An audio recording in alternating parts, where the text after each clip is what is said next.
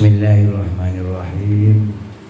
Assalamualaikum warahmatullahi wabarakatuh. Waalaikumsalam warahmatullahi wabarakatuh. Alhamdulillahi rabbil alamin. Allahumma sholli ala Muhammad wa ala ali Muhammad. Kita bersalawat dulu bareng-bareng biar sehat semua.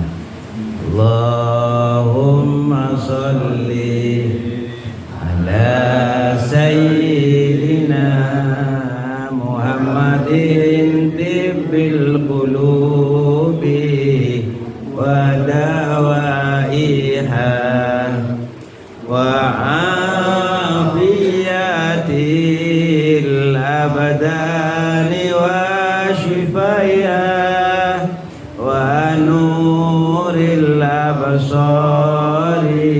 wa diyaiha wa ala alihi wa sahbihi wa sallim. Allahumma sholli ala sayyidina Muhammadin tibbil qulubi wa dawaiha wa afiyatil abdani wa shifaiha wa nuril absari wa diyaiha wa ala alihi wa sahbihi wa sallim. Allahumma sholli wa sallim wa barik alaihi. Jadi banyak macamnya salawat itu. Jadi banyak sekali 10 ampunan, 10 rahmat, 10 derajat akan diberikan oleh Allah Subhanahu wa taala. Mudah-mudahan. 1, kalau banyak alhamdulillah. Bapak-bapak, ibu-ibu ada yang dirahmati Allah. Alhamdulillah, pada hari ini kita sudah masuk puasa hari ke-3 ya. Mudah-mudahan semuanya diberikan kesehatan oleh Allah Subhanahu wa taala, dimudahkan segala urusannya, jadi keluarga yang soleh solehah. Amin ya rabbal alamin. Jadi puasa ini oleh Allah diserukan pada orang yang beriman. Ya ayyuhalladzina amanu, wahai orang-orang yang beriman. Yang enggak iman enggak diseru. Ya, yang iman saja. Kutiba alaikumussyam. Jadi orang yang beriman disuruh untuk puasa. Baik yang imannya mantap puasa, yang imannya setengah puasa, yang baru iman puasa. Pokoknya ada benih iman terhadap rukun iman. Begitu kita puasa, kita tidak perlu iri hati dengan yang tidak puasa. Apalagi memang tidak beriman. Tidak beriman maksudnya tidak beriman kepada rukun iman. Tidak iman kepada Allah, tidak iman kepada Rasulullah, kepada Nabi Muhammad, tidak iman kepada Al-Quran. Nah, yang tidak iman kepada Al-Quran itu kan namanya hatinya tertutup. Enggak iman sama Nabi Muhammad, hatinya tertutup. Orang yang tertutup hatinya itu kafir namanya. Di dalam Al-Quran ya, kafir. Jadi istilah kafir banyak di dalam Al-Quran. Itu bahasa yang paling bagus untuk menghormati manusia sama manusia. Jadi hatinya tertutup. Karena kalau mereka yang tidak iman sama Nabi Muhammad, dia juga enggak mau kan. Ayo kamu mesti iman sama Nabi Muhammad. Enggak mau juga kan. Kita ini kalau menurut orang yang orang lain yang beragama lain juga kafir juga. Karena tidak iman kepada Tuhan mereka. Kita disuruh iman sama Tuhan mereka. Yang enggak mau Tuhannya mereka Musa Samiri, Nabi Musa nyembah patung anak sapi. Kita disuruh iman sama patung anak sapi, enggak mau. Makanya kita juga kafir menurut mereka. Sehingga kafir ini tidak perlu alergi dengan kata kafir. Jadi itu bahasa yang sangat bagus dalam Islam. Kalau kita kamu kafir menurut ajaran Islam, kenapa? Enggak iman sama Nabi Muhammad, ini gitu. Tidak iman sama Al-Quran. Nah jadi yang tidak beriman kalau enggak puasa, kita tidak perlu iri hati. Biarkan saja mereka minum, biarkan saja urusan mereka. Ada porsinya masing-masing. Nah disinilah sebenarnya toleransi dalam Islam itu luar biasa. Lakum dinukum waliyadin. Enak kita kalau memahami Al-Quran itu, enak. Enggak ada benci terhadap orang lain walaupun keyakinannya berbeda. Tuh pertama. Lalu kita ingin tahu, kita kan iman, ngaku iman, kita mohon kepada Allah mudah-mudahan keimanan yang kita nyatakan diakui Allah. Sebab bisa jadi orang ngaku iman tapi Allah tidak mengakui keimanan kita karena hanya di mulut.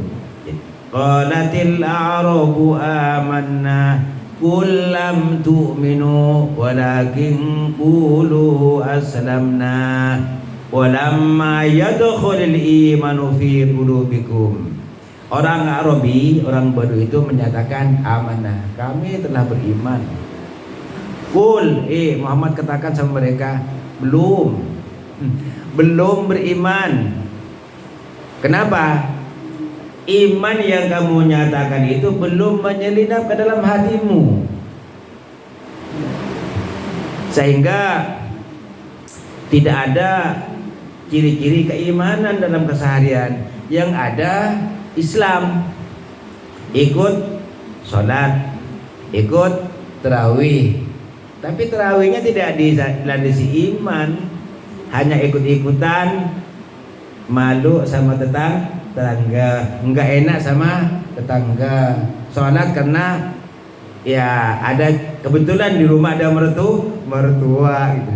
Nah ini, lalu bagaimana kita mengukur iman kita? Kata Rasulullah, Ali, tandanya orang beriman tiga, enggak banyak. Dalam Al-Quran, dalam hadis yang lain banyak sekali. Tapi kebetulan ini nasihat Rasulullah kepada Ali cuma 3.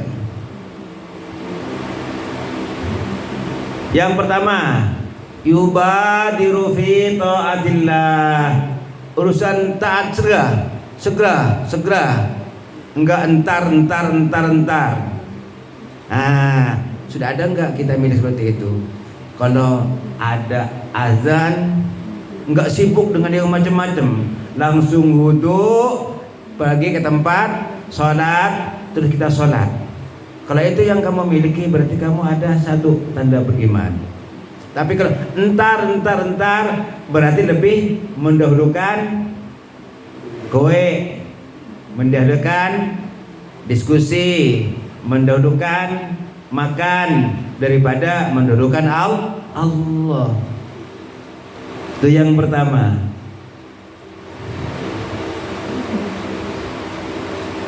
Jadi urusan taat ini kita usahakan jangan ditunda-tunda, mumpung masih hidup, karena mati nggak tahu datangnya kapan. Mumpung masih sehat. Kalau sudah nggak sehat, mau ke kamar mandi susah, mesti digotong dulu, kan sholatnya sudah kurang sempurna. Tapi kalau sehat, masih kekar hidup, jadi ke kamar mandinya cepat, nggak usah dibantu orang. Kalau sakit, kalau kebetulan ada yang bantu, kalau nggak ada, lihat kanan dan kiri, aku mau sholat, mana kok nggak ada orang, karena sakit. Yang kedua, wajtanibul maharima, menjauhi yang diharamkan Allah. Nah, banyak yang diharamkan Allah. Bohong. Masih bohong enggak gitu? Nah, kan gitu. Bapak sama istri masih bohong enggak? Gaji 20 juta. Ini cuman segini. Istrinya tahu cuman 5 juta. Terus 15 jutanya kemana? Nah, urusan aku. Nah, jujur saja. Nanti atur bersama-sama, orang sudah keluarga kok, suami istri. Tanamkan kejujuran. Makanan halal, yakin. Yang ragu-ragu, remang-remang, subhat namanya. Nah, yakin yang aku makan ya halal. Sebab man waqa'a fi syubhat waqa'a fil haram. Jatuh kepada barang syubhat berarti jatuh kepada barang haram. Sama dengan kita ini nari-nari di pinggir sumur, bahaya. Atau dalam hadis karra'i yar'a haulal hima, seperti orang mengembala kambing di pinggir tanaman orang. Nah, bahaya itu, kambing ngiler dimakan tuh tanaman orang. Tuh, hati-hati. Ada dalam hadis yang cukup panjang, yutilus ar-rajulu yutilus safar. Ada seorang laki-laki yang mengadakan jalanan jauh sehingga rambutnya kusut, badannya kumal, kena debu karena perjalanan jauh. Lalu mengangkat tangan, dia berdoa, ya Rob, ya Rob, ya Rob. Doanya enggak diterima oleh Allah. Kenapa? Mat'amuhu haramun, makanannya haram. Malbasuhu haramun, pakaiannya haram. Masyrabu haramun, minumannya haram. Markabuhu haramun, kendaraannya haram, dan seterusnya. Wa ghudi bil haram, kenyang dengan yang diharamkan Allah. Ana yustajabu lidzalika, bagaimana doanya mau diterima Allah? Kasahadirnya kenyang dengan yang diharamkan Allah. Hati-hati. Itu tanda yang kedua. Nah, kalau kita sudah hati-hati, ternyata kepeleset, segera istighfar. Karena manusia itu kan suka kepeleset, nggak sengaja. Namanya kepeleset nggak sengaja. Tapi kalau berulang-ulang bukan kepeleset namanya, ya. Nah, jadi kemarin begitu, nanti besok lagi. Itu bukan kepeleset, sengaja. Kalau kepeleset itu nggak sengaja, ya. Enggak sengaja pun segera istighfar, tobat.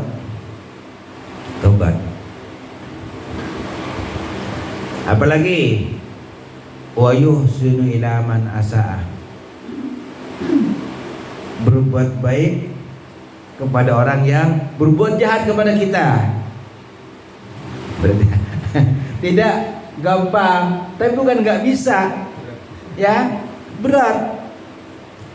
Jadi menjalin silaturahim kepada orang yang memutuskan silaturahim, memberikan maaf kepada orang yang berbuat zalim, ngasih kepada orang yang nggak mau ngasih sama kita, berat. Tapi itu sangat tinggi nilainya. Itu 3 kata Rasulullah itu. Kalau kamu ingin tahu tanda-tandanya orang beriman, lalu kita tidak perlu koreksi orang. Terangkan di sini, ada enggak dalam diri saya yang 3 itu? Ada enggak? Kita merenung, sehingga kita insya Allah akan lebih lembut dengan tetangga, gitu. Akan lebih lembut dengan sahabat kita, dengan teman-teman di kantor. Karena kita tidak ingin hidup ini ternodai. Nah, yang lebih khusus lagi, nih, man sarratka hasanatuka wa sa'atka sayi'atuka fa huwa mu'min.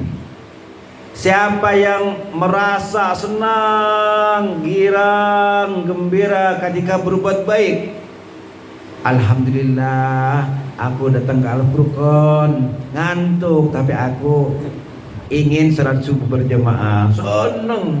Alhamdulillah, ada tausiah ustadz lokal sih, bukan ustadz internasional. Tapi bukan itu yang aku lihat, aku ingin mudah-mudahan ada satu kata, dua kata yang bermanfaat untuk kehidupan aku, untuk mereka bagian di akhirat. Biar aku datang, khotama sofa da'ma kadar, ambil yang bersih, buang yang kotor. Mudah-mudahan ada yang bersih yang dapat mengantarkan aku ke dalam surga Allah Subhanahu wa taala. Datang dia, datang seneng. Wasaat kesayiatuka, lalu kejahatan, keburukan kita lakukan, gelisah, resah. Kenapa aku nggak salat subuh gitu? Kenapa harus aku berbohong? Kenapa harus aku ngambil hak orang? Gelisah, resah. Kata Rasulullah, berarti dia mukmin tuh, mukmin. Kalau tidak, betandanya nggak ada, kata Rasulullah. Nggak senang datang Ramadan, enggak gembira sholat subuh berjamaah, biasa-biasa aja. Nah ini tanamkan, sudah gembira enggak kita? Yang tahu kan diri kita. Kalau berbohong, resah enggak diri kita? Enggak, biasa saja. Oh, kalau biasa aja, kata Abdullah bin Mas'ud, kalau orang beriman itu ketika dia melihat dosa, yara dzunubahu, melihat dosanya seperti duduk di kaki gunung. Lalu gunung tinggi, apalagi di atas ada batu besar goyang gitu. Kita ada di bawah. Takut dia, takut kejatuhan batu, lari dia. Itu orang beriman seperti itu melihat dosa. Beda dengan orang fajir yang suka berbuat dosa. Kalubabin yaqala anfi, seperti ada seekor lalat numpang lewat di ujung hidungnya, ditepis saja, dianggap ya biasa. Lalat yang hinggap di depan hidung kita itu orang fajir. Kenapa? Biasa berbuat dosa, dianggap nggak ada apa-apa, biasa-biasa aja, nggak resah, nggak gelisah, biasa.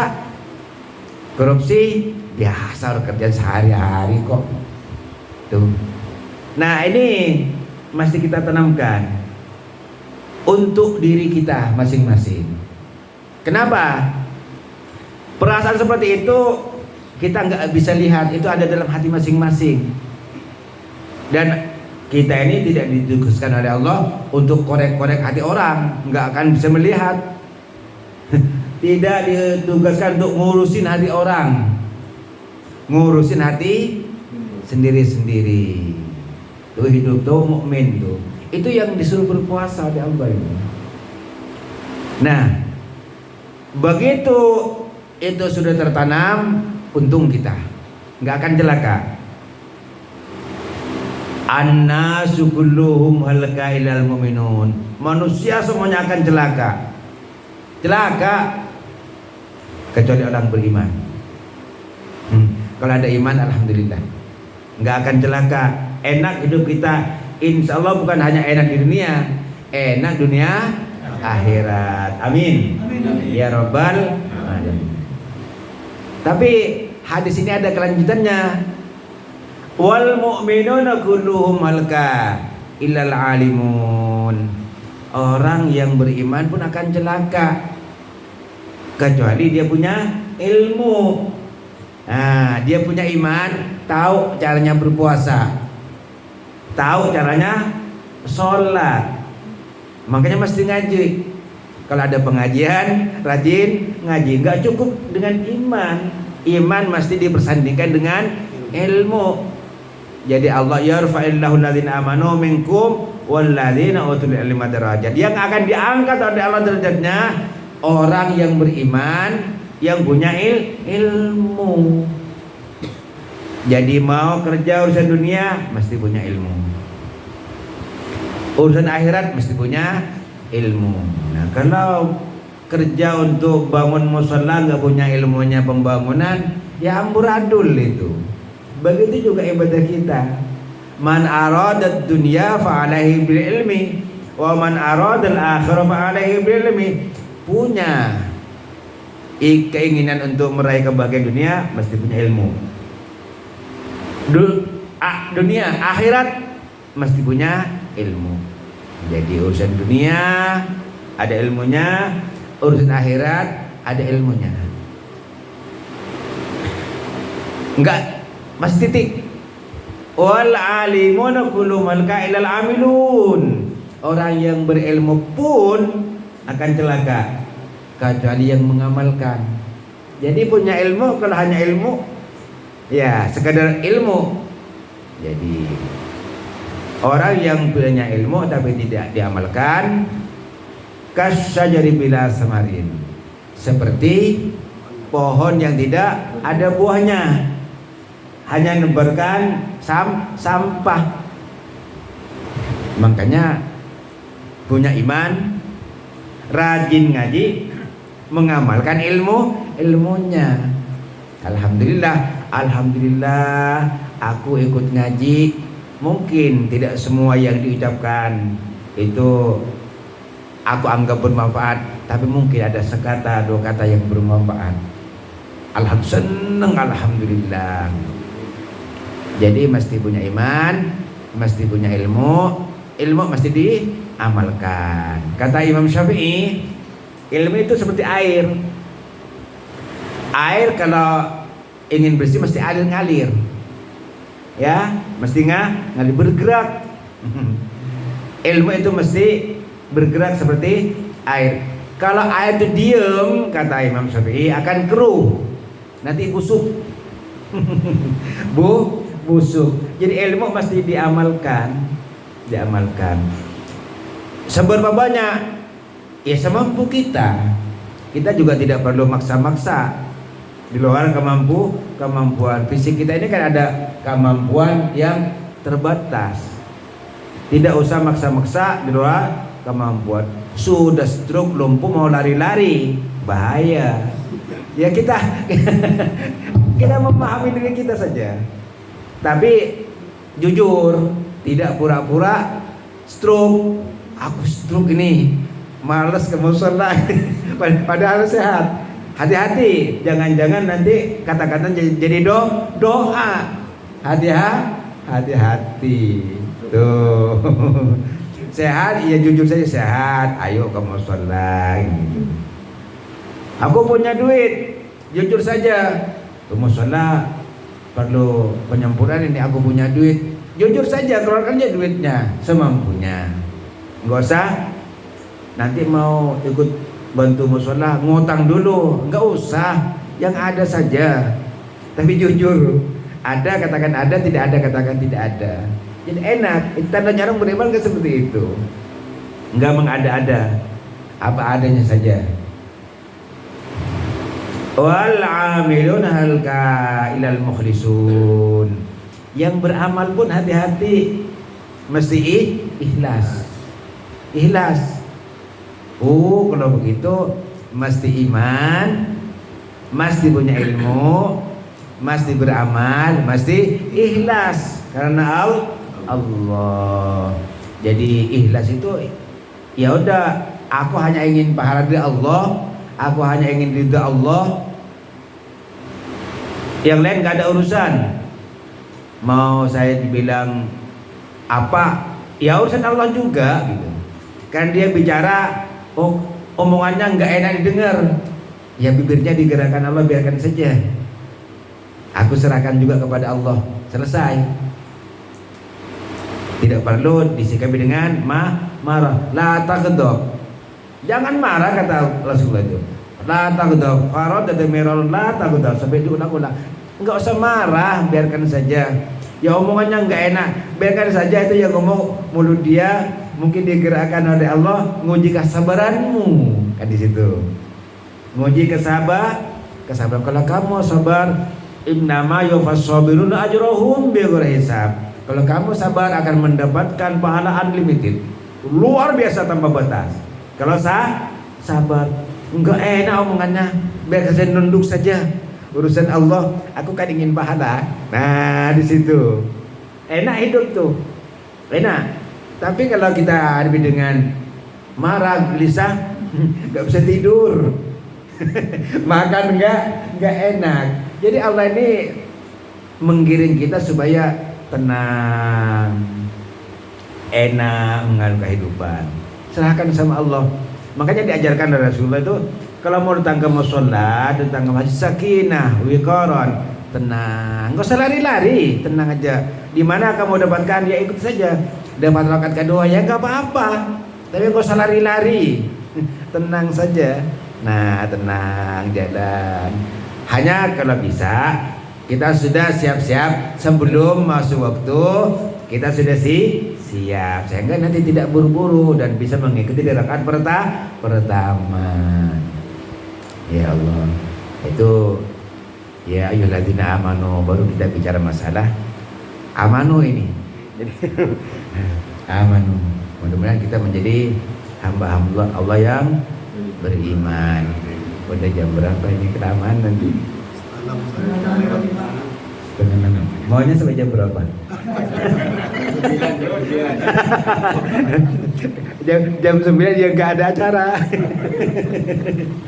Ya Allah. Jadi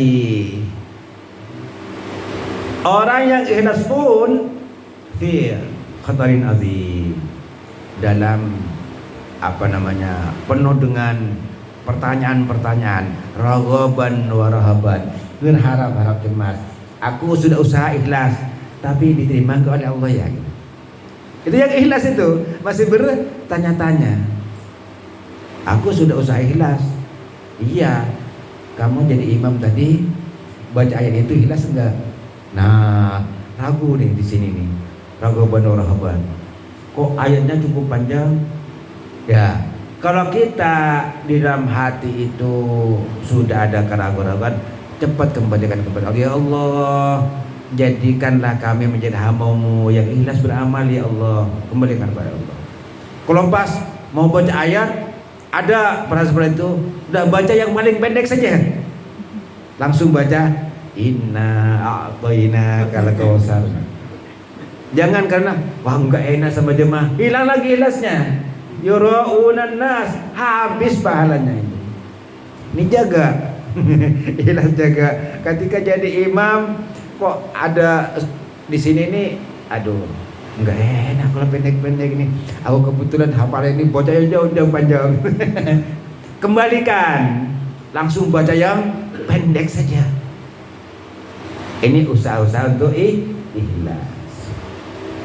Nah, sedekah, ngisi kotak amal. Ini kelihatan kayaknya kelihatan orang ini.